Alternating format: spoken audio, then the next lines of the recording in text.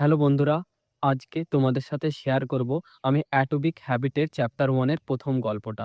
যেখানে লেখক নিজের সাথে ঘটে যাওয়া ঘটনাটা শেয়ার করে।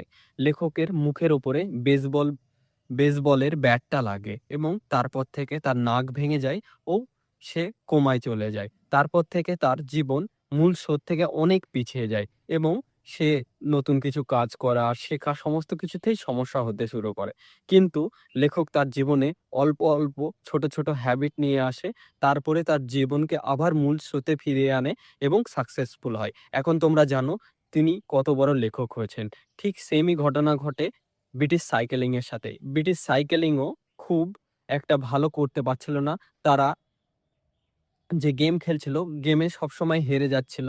তারা লাস্টই হতো। এমনকি সাইকেলের যে কোম্পানিরা আছে তারাও তাদের সাইকেল বিক্রি করতে চাচ্ছিল না।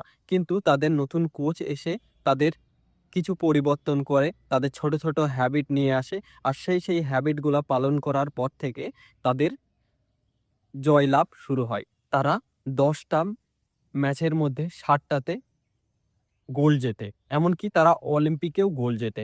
তারা নিজেদের নাম চারিদিকে ছড়িয়ে দেয়। তাহলে ছোট, ছোট কাজ = 1% ইমপ্রুভমেন্ট তোমাদের সাকসেসফুল করতে সাহায্য করবে। Thank you.